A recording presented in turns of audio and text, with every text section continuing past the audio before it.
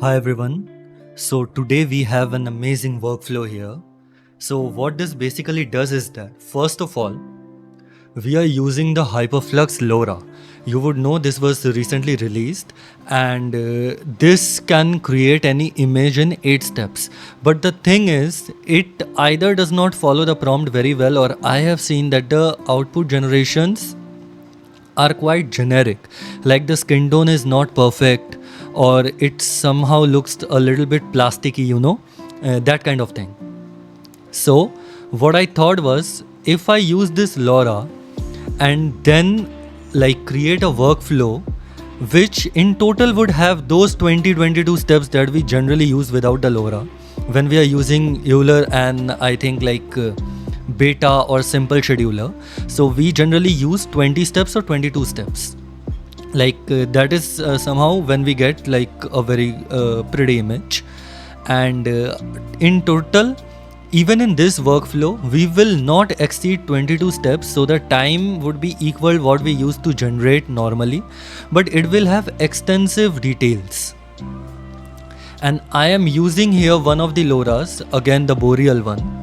So you can see that firstly, let me show you what we are gonna make, like what will be the difference in output, and then I'll show you how it is done. So this is the normal image, right? This is the normal image. This you can see the level of details, even in skin. Here you can see very subtle details of our skin tone, of the unevenness of our skin. There can be moles and everything is actually controlled.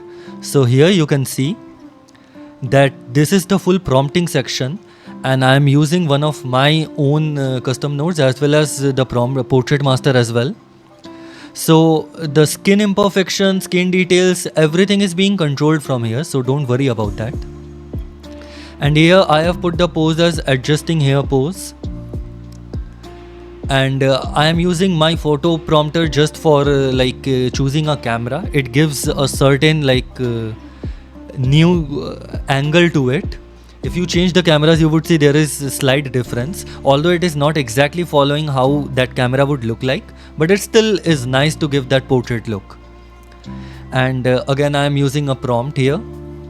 So you can see the prompt following is pretty good, and even in the outfits as well, you can see the level of detail actually increases. If you see the buttons and you see the button here, you would understand that it slightly increases.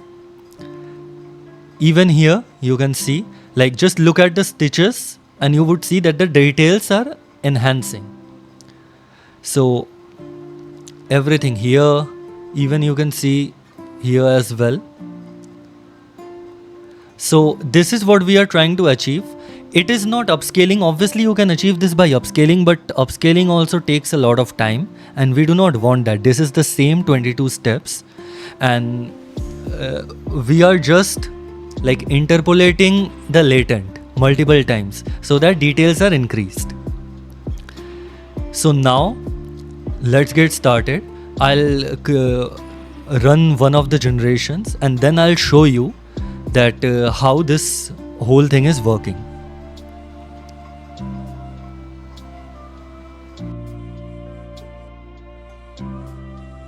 So our image is done, and here you can see this was the before and this is the after.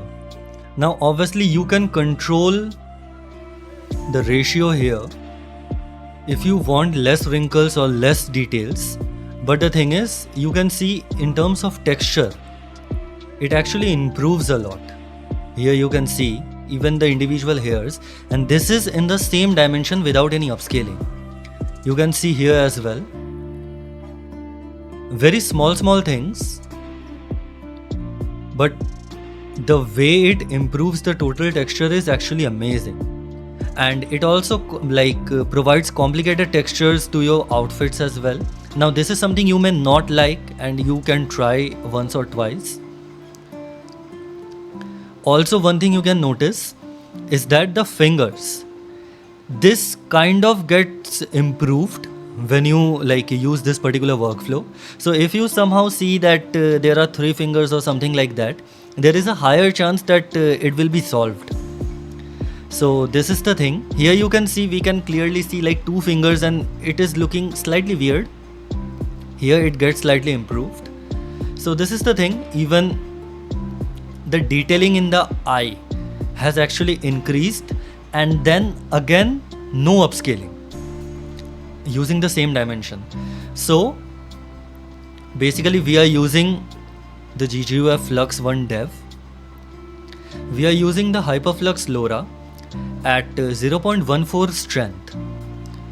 Then we are using the Boreal, or you can use any other, whichever you like, LoRA at the strength of 0.25. Here I am using the beta scheduler. The first one is actually 8 steps, which generates a full image because of this LoRA. Here, and the guidance is also 3.5. Here you can see there is the prompt. I am just using a camera from here. You can try other things as well. In the portrait, I am like, you can change the wrinkles, dimples and everything that you want. Skin imperfections. The seed is just here to provide a random seed. Here, because I have provided adjusting hair pose, so you can see there is like she's touching her hair. It is not completely perfect, but it kind of works. You know, like every time she would be interacting with the hair, and that is something pretty important. And you can see this was the first generation, and if you see the skin, it is very like smooth. This looks good. The composition is actually very good when you think of it at just being at 8 steps, but still it looks very smooth. And then it is going here, and at the guidance of 0.27 we are actually like unsampling it, and this is like a latent interpolation but with no other sample, so it gets somewhat deformed with the unsampler. And then we are like interpolating the first one and the second one, and the ratio is 0.3, and you can play around with this ratio whether you want it to be more near to this or you want more detailing. So you can increase the weightage of this and increase the steps, so it will try to generate more details out of it. And the denoising here, the last pass is also 8 steps. This was 6. And finally, you can see even in the background, you can see that the detailing improves. The creases in the pillow, and here as well, you can see it kind of improves. So this is the main thing, and it takes the same amount of time that it used to take for 22 generations, almost the same.